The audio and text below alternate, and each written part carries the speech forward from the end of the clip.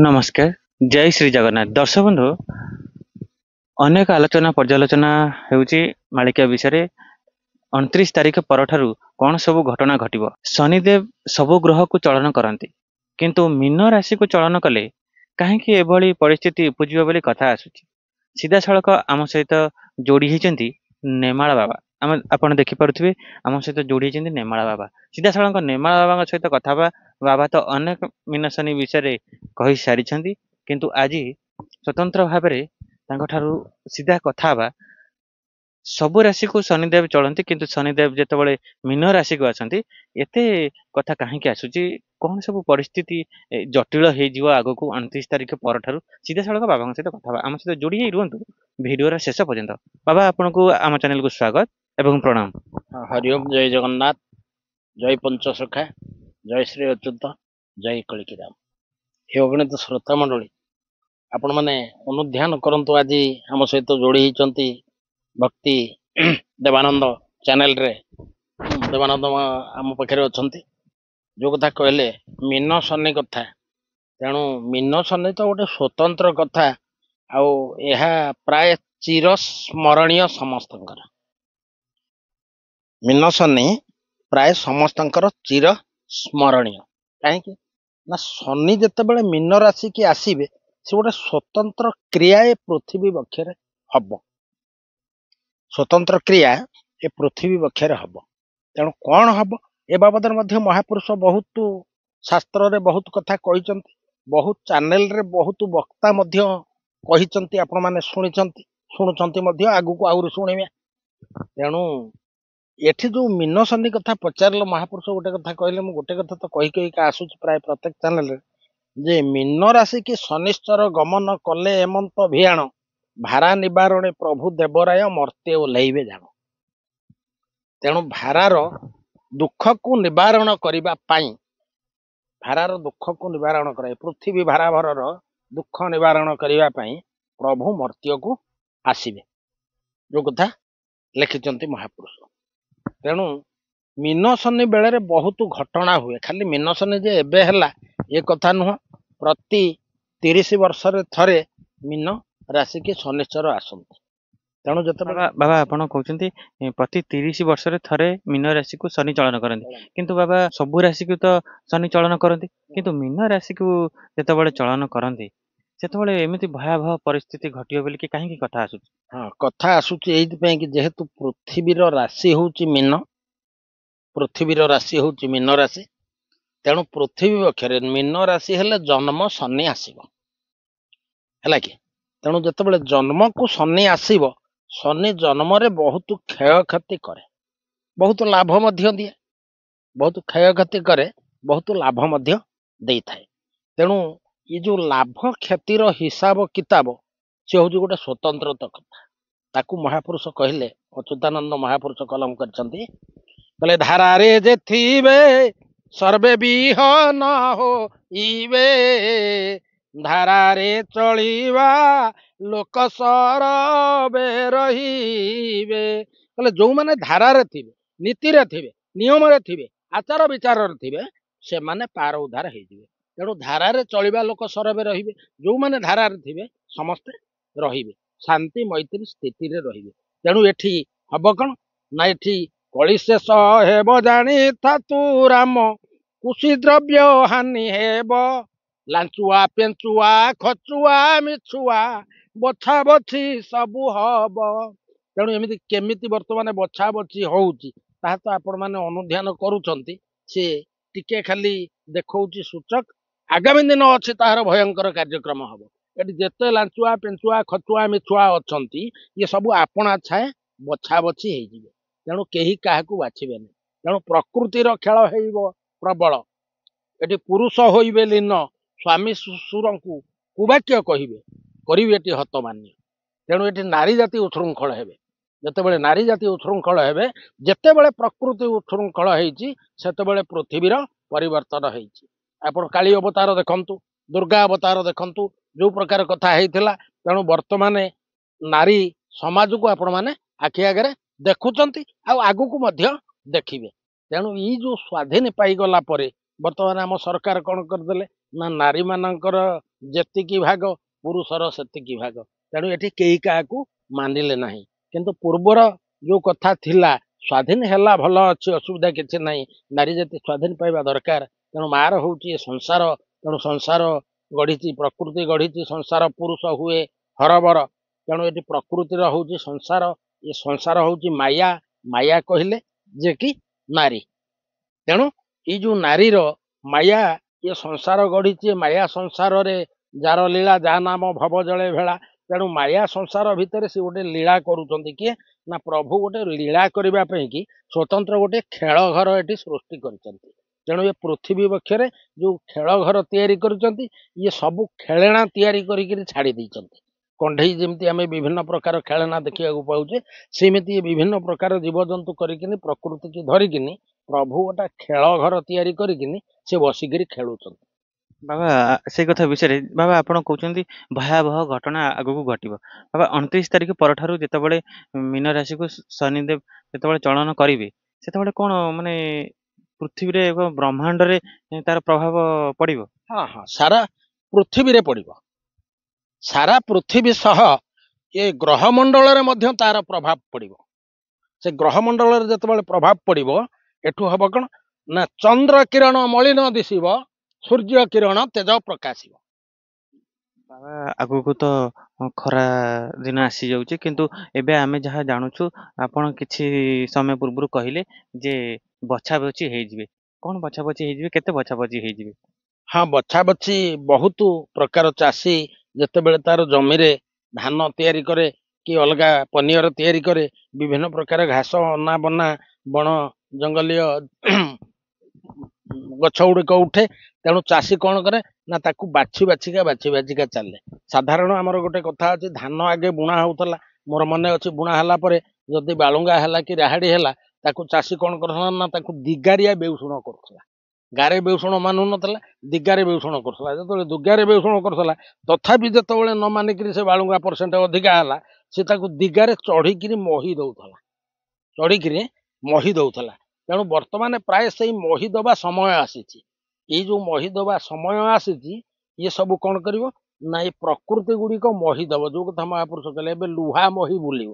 ତେଣୁ ଲୁହାର ମହି ବୁଲୁଛି ଏବେ, ଯୋଉଠି ଦେଖିବ ସବୁ ଲୁହାରେ କାର୍ଯ୍ୟ। ତେଣୁ ସେ ଜେସିପି ହଉ କି ଟ୍ରାକ୍ଟର ହଉ, ଜେସିପି ହଉ କି ଟ୍ରାକ୍ଟର ହଉ, ସବୁ ଲୁହା ମହି ବୁଲୁଛି। ତେଣୁ ସେ ସବୁ ତାଡି ତୁଡି ସମାନ କରିଦବ। ଯେତେ ଉଞ୍ଚ ଖାଲ ଅଛି, ତେଣୁ ସେ ସବୁକୁ ସମାନ କରିଦବ, ପ୍ରକୃତି ସାବାଡ କରିବ। ତେଣୁ ଯେତେବେଳେ ପ୍ରକୃତି ଖେଳୁଥିବ ଖେଳ, ଲୁଚିବେ ପ୍ରଭୁ ଆଦି ମୂଳ। ତେଣୁ ପ୍ରକୃତି କି ଯେତେବେଳେ ଦାୟିତ୍ୱ ଦିଆହେଇଛି, ତେଣୁ ପ୍ରକୃତି କି ଦାୟିତ୍ୱ ଦେଲେ ଯାହା ଆପଣ ମାନେ ଏବେ ଦେଖିବେ, ଯୋଉ ଘରେ ପ୍ରକୃତି ଦାୟିତ୍ୱ ନେଇଛି, ସେ ଘରର ଅବସ୍ଥା କଣ ହେଇଛି। ସ୍ୱାମୀ ଚାକିରି କରିଛି, ଏଟିଏମ କାର୍ଡ ସ୍ତ୍ରୀ ନାଁରେ, ସେ ସ୍ତ୍ରୀ ଦେଖିଲା ବେଳକୁ ଦିଟା ପିଲାକୁ ଛାଡିକିନି ପଳେଇଲାଣି ଆଉ ଜଣଙ୍କ ସାଙ୍ଗରେ। ତେଣୁ ଏଇ ଯୋଉ କଥା ଚାଲିଛି ବର୍ତ୍ତମାନ, ଏହା ବହୁଳ ପରିମାଣର ଆଗକୁ ହବ। ବାବା ଏ ଘଟଣା ତ ପ୍ରତ୍ୟେକ ଦିନ ଅନେକ ସମୟରେ ଆମେ ଘଟଣା ଘଟୁଛି, ଆମେ ଦେଖିବାକୁ ପାଉଛୁ। ହଁ, ଏହା ଘଟୁଛି। ଏହାର ଘଟିବାର କାରଣ ହଉଛି ଯେ ଶନି ଚଳିବା ହଉଛି ଗୋଟେ ରାଶି ଉପରେ 2.5 ବର୍ଷ, କିନ୍ତୁ ଇଏ 7.5 ବର୍ଷ କାମ କରିବ ଜନ୍ମ ଶନି। 7.5 ବର୍ଷ କାମ କରିବ ଅର୍ଥ ସେ ଆସିବାକୁ ଥିବ। ଯେମିତି ଗୋଟେ ପିଲା ଜନ୍ମ ହବା ପୂର୍ବରୁ ମାର ଗର୍ଭ କଷ୍ଟ ଉଦର ଯନ୍ତ୍ରଣା ହୁଏ, ସେମିତି ବର୍ତ୍ତମାନ ଏ ପୃଥିବୀ ବକ୍ଷର ଉଦର ଯନ୍ତ୍ରଣା ଇଏ 2.5 ବର୍ଷ ପଳେଇଲା। ତେଣୁ ଆଗକୁ 2.5 ବର୍ଷ ଭୋଗ ହବ, କ୍ରିୟା କରିବ। ତେଣୁ ଭୋଗ ହେଲା ପରେ ତାପରେ ଆଉ 2.5 ବର୍ଷ ରହିବ ସେ ପ୍ରଭାବ। ସେ ଯୋଉ ପ୍ରଭାବଟା ରହିବ, ଇଏ 7 ବର୍ଷ ଏକା ଘାଣ୍ଟିବ। ତେଣୁ 25 ରୁ 7 ଗଲେ ଏହା ହଉଛି କେତେ ନା 32 ମସିହା ଯାଏ। 32 ମସିହା ଯାଏ ଏ କ୍ରିୟା ଲାଗି ରହିବ। ଯୋଉ କଥା ମହାପୁରୁଷ ମାଳିକାରେ କହିଛନ୍ତି, ମାଳିକା କଥା କହିଲେ ତ ଲୋକ ଭୟଭୀତ ହଉଛନ୍ତି, କହୁଛନ୍ତି ଆଜ୍ଞା ଏତେ ଭୟଭୀତ କଥା କାହିଁକି ଆପଣ କହୁଛନ୍ତି।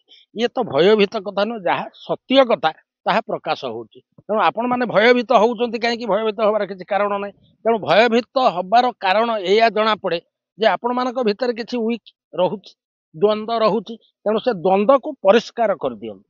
ଏଠି ଯେତେବେଳେ ପରିଷ୍କାର ହେଇଯିବ, ସବୁ ଠିକଣା ହେଇଯିବ। ତେଣୁ ଏଠି ସବୁ ଗୁଡିକ ଧରା ହେବେ। 185 ସାଧୁ ନାଶ ଯିବେ, ମାତାଙ୍ଗୀ ସାଧନ କରି ନାଗାନ୍ତି ବେଦାନ୍ତି ଯୋଗାନ୍ତି ସିଦ୍ଧିଆନ୍ତି, ଇଏ ସବୁ ହେବେ ହତ। ଏଠି କେହି ରହିବେ ବାବା ଆପଣ ଯୋଉ ସବୁ କଥା କହିଲେ 185 ସାଧୁ ବିନାଶ ହେବେ। ବିନାଶ ହେବେ ମାନେ କଣ ଏଇ ମିନସନି? ହଁ, ମିନଶନିରେ ଏଉଠୁ ବଛା ବଛି ହବ। ଏଠି ସାଧୁମାନେ କେମିତି ବନ୍ଧା ହଉଛନ୍ତି ତାକୁ ଦେଖିପାରୁନ କି ଜାଣିପାରୁନ କି ୟୁଟ୍ୟୁବ ଚ୍ୟାନେଲ ମାଧ୍ୟମରେ, ଟିଭି ଚ୍ୟାନେଲ ମାଧ୍ୟମରେ, ସାଧାରଣ ଲୋକ ଚଳଣି କଥା ଉପରେ। ତେଣୁ କେତେ ସାଧୁ ବନ୍ଧା ହେଲେଣି, କେତେ ସାଧୁ ବନ୍ଧା ହେବେ ଆଉ ଯେତେ ବାକି ଅଛନ୍ତି। ତେଣୁ କଣ ସେମାନେ ସାଧୁ ସାଧୁ ଯିଏ ବନ୍ଧା ହଉଛନ୍ତି? ନାଇଁ, ସାଧୁ ବେଶ ଧରିକିନି ଯେମିତି ସୀତାଙ୍କୁ ହରଣ କଲା ବେଳେ ରାବଣ ସାଧୁ ବେଶ ଧାରଣ କରିଥିଲା, ସେମିତି ବର୍ତ୍ତମାନ ଇଏ ମାୟା ସାଧୁ ଥୋଡାଏ ବୁଲୁଛନ୍ତି। ତେଣୁ ଏଇ ଯୋଉ ମାୟା ସାଧୁ ବୁଲୁଛନ୍ତି, ଇଏ ମାୟା ସାଧୁ ମାନେ କଣ କରିବେ ନା ଏଗୁଡା ଧରା ହେବେ। ଧରା ହେଲେ ହବ କଣ ନା ସାଧୁ ସମାଜକୁ କଳଙ୍କ ଆସିବ। ସାଧୁ ସମାଜକୁ ଯେତେବେଳେ କଳଙ୍କ ଆସିବ, ଏ ବାବା ସମାଜକୁ କଳଙ୍କ ଆସିବ, ବାବା ଶବ୍ଦକୁ କଳଙ୍କ ଆସିବ, ସାଧୁ ଶବ୍ଦକୁ କଳଙ୍କ ଆସିବ। ଏକଥା ତ ମହାପୁରୁଷ ଲେଖିଛନ୍ତି ପୂର୍ବରୁ। ନାଇଁ ବାବା, ସେଇ ଲେଖା ବିଷୟରେ ଟିକେ ପଚାରିବି। ବାବା, ଆପଣ ସବୁ କେଉଁ ସବୁ ଗ୍ରନ୍ଥରୁ ଏବେ ଏଇ ସବୁ ଘଟଣା ଆଗକୁ ଘଟିବ ବୋଲିକି ପ୍ରମାଣ ଆସୁଛି, ଟିକେ କହିବେ ଆମ ଦର୍ଶକ ବନ୍ଧୁ ମାନଙ୍କୁ? ହଁ, ପ୍ରମାଣ ତ ଅଛି। ଯଦି ଗ୍ରନ୍ଥକୁ ଜାଣିବାକୁ ହୁଏ, ମହାପୁରୁଷ ଲେଖିଥିବା ଗ୍ରନ୍ଥ କିଛି ଛପା ହେଇଛି, କିଛି ପୋଥି ଗୁପ୍ତ ଅଛି। ଯାହା ପୋଥି ବିଦ୍ୟା ତାହା ତ କେହି ଜାଣିପାରିବେନି। ଯାହା ପାଖରେ ପୋଥି ଅଛି ସେଇ କେବଳ ଜାଣିବ। ତେଣୁ ଯାହା ପାଖରେ ପୋଥି ନାହିଁ ସିଏ ବା କେମିତି ଜାଣିବ? ତେଣୁ ତଥାପି ଲେଖା ବହିରୁ ମୁଁ କହୁଛି, ଆପଣ ମାନେ ଦେଖନ୍ତୁ। ଶିବକଳ୍ପ ନବନିର୍ଘଣ୍ଟ ଗୋଟେ ବହି ମହାପୁରୁଷ ଲେଖିଛନ୍ତି। କଳି ଯୁଗ କଳି କାହାଣୀ ଗୋଟେ ବହି ମହାପୁରୁଷ ଲେଖିଛନ୍ତି। ତାକୁ ଯଦି ଖୋଜି ପଢିବେ ପାଇବେ। ଯେ ତେଣୁ ଶିଶୁ ଅନନ୍ତ ଦାସ ପଟାମଡାଳରେ କିଛି ଲେଖିଛନ୍ତି, ତାକୁ ଯଦି ଖୋଜିବେ ତାହେଲେ ପାଇବେ। ବଳରାମ ଦାସ ତାଙ୍କର ଲେଖିଛନ୍ତି ଯୋଉ ଛତିଶ ଗୁପ୍ତ ଗୀତା, ତା ଭିତରେ କିଛି ମଧ୍ୟ ପାଇବେ। ତେଣୁ ଭାଗବତ ଜଗନ୍ନାଥ ଦାସ ଲେଖିଛନ୍ତି ତୃତୀୟ ସ୍କନ୍ଧରେ ଏ କଳିର ଲୀଳା ଚରିତ୍ର କଥା କିଛି ପାଇବେ। ଆଉ ବ୍ୟକ୍ତିର ପ୍ରଚେଷ୍ଟା ପ୍ରତିଷ୍ଠା, ଆଉ ସତ୍ୟାସତ୍ୟ, ସାଧୁ ଚୋର, ଖଣ୍ଟ ଟାଉଟର, ବଦମାସ ଡକାୟତ, ଭକ୍ତ ସମସ୍ତଙ୍କ କଥା ମଧ୍ୟ ଜଗନ୍ନାଥ ଦାସ ଏକାଦଶ ସ୍କନ୍ଧରେ ପ୍ରଚ୍ଛନ୍ନ କରିଛନ୍ତି। ତେଣୁ ତାକୁ ଯଦି ଖେଳେଇବେ ତାହେଲେ ମଧ୍ୟ ପାଇବେ। ଅନେକ ଲେଖା ଅଛି। ତେଣୁ ଯେମିତି ଆମେ ପିଲା କହିଲା ଭଳିଆ ଗୋଟେ ବଙ୍ଗାଳୀ ଲୋକଙ୍କୁ ପଚରାଗଲା, ଗଲା କଣ ହେଲା ନା, ଆରେ ଆମର ଘରେ 12 ସ୍କନ୍ଧ ଭାଗବତ ଅଛେ, ଆମର ଛାଲିଆ କି ମୁରୁକ, ପୋଥି ଗଦା ହେଇଛି। ତେଣୁ ପୋଥି ଦେଲେ କଣ ହବ? ପୋଥି ହସ୍ତ ବିଦ୍ୟା ପରହସ୍ତ ଧନ, ଇଏ କୋଉ କାମରେ ଲାଗେ ନାହିଁ ଠିକ ସମୟରେ। ତେଣୁ ପଢିଲେ ହବ। ତେଣୁ ବାସନାର ମୂଳ ଶାସ୍ତ୍ର ଅଭ୍ୟାସ, ଅଭ୍ୟାସର ମୂଳ ନାମକୁ ଘୋଷ। ତେଣୁ ଯୋଉମାନଙ୍କର ବାସନା ଅଛି ସେ ପୂର୍ବରୁ ସେଇମାନେ ଶାସ୍ତ୍ରକୁ ଅଭ୍ୟାସ କରିବେ।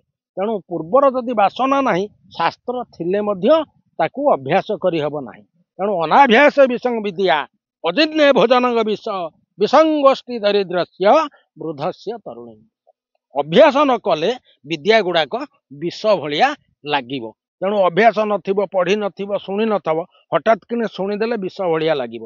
ତେଣୁ ତାକୁ ମହାପୁରୁଷ କହିଲେ, କହିଲେ ଟାହିଟା ପରାରେ ପୁରିବ ଜଗତ, ଟୋକାଏ ମାରିବେ ତାଳି, ଦେଉଳ ଦୁଆରେ କଣ୍ଟା ବାଡ଼ ଦେଇ ବୋଲିବେ ନଗଡା ମାଳି।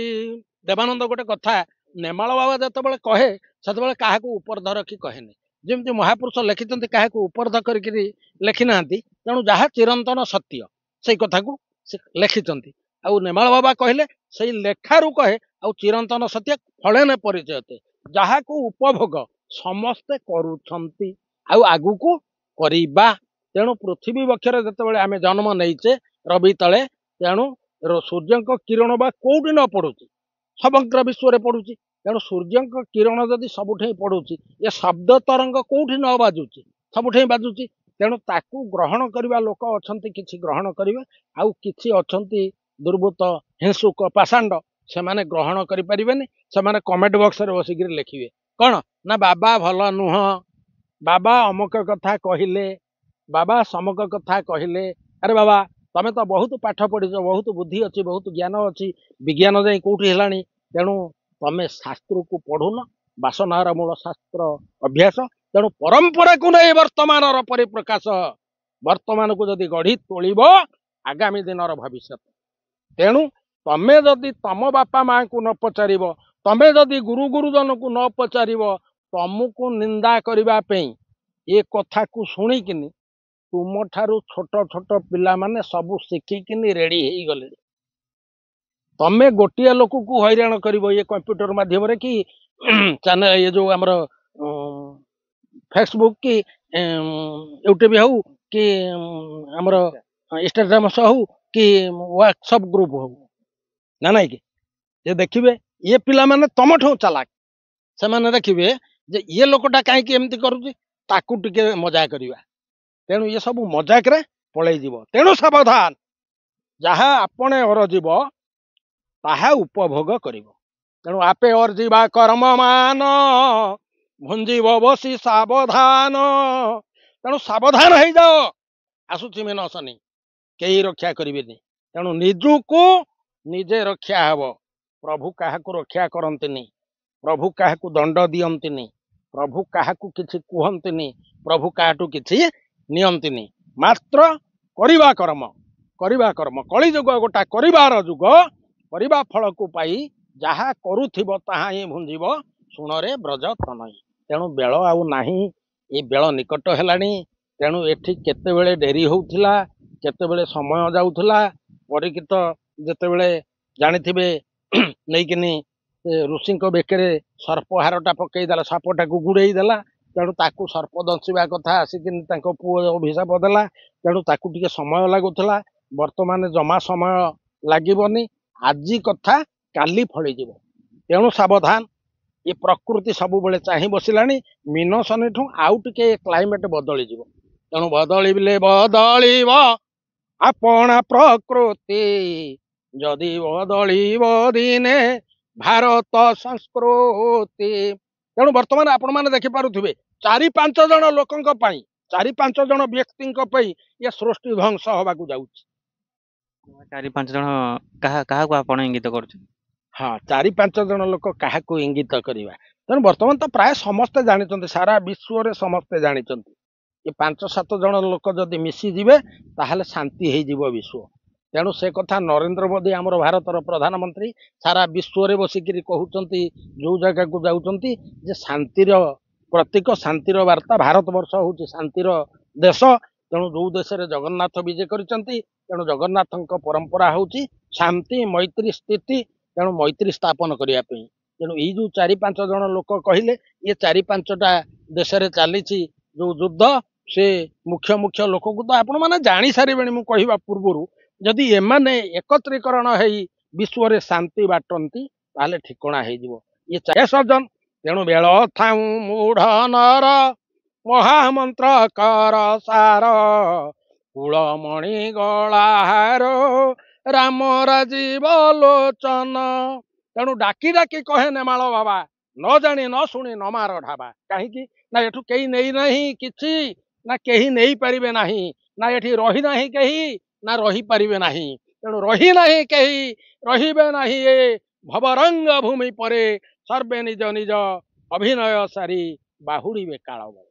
ଯେତେବେଳେ ସମସ୍ତଙ୍କର କର୍ମ ସରିଯିବ, ସମସ୍ତେ ପଳେଇ ଯିବେ। ଯେମିତି ନାଚ ତାମସା ଡ୍ୟାନ୍ସ ଆଉ ଡ୍ରାମା ଚାଲିଛି, ସେମିତି ଇଏ ପୃଥିବୀ ହଉଛି ଗୋଟେ ରଙ୍ଗମଞ୍ଚ। ତମେ ଆସିଛ 60-70 ବର୍ଷ ପାଇଁ କି, 15-20 ବର୍ଷ ତମର ବାଲ୍ୟ ଅବସ୍ଥାରେ ପଳେଇଗଲା, ପାଠଶାଠ ପଢିକିରି 30-35 ବର୍ଷ ପଳେଇଗଲା, ଚାକିରି ବାକିରି କରିକିରି 30 ବର୍ଷ ପଳେଇଗଲା। ତେଣୁ ଆସିକିରି ବାର୍ଦ୍ଧକ୍ୟ ପହଞ୍ଚିଲା। ତେଣୁ ତମେ ଯେତେ ଦରମା ପାଇଲ ତମ ପିଲାମାନଙ୍କୁ ପଢେଇଲ, ତେଣୁ ତାଙ୍କୁ ଆମେରିକାରେ ଛାଡ଼ିଲ କି ଜାପାନରେ ଛାଡ଼ିଲ କି ଜର୍ମାନରେ ଛାଡ଼ିଲ, ତୁମ କଥା ବୁଝିବା ପାଇଁ ଆଉ କେହି ନାହିଁ।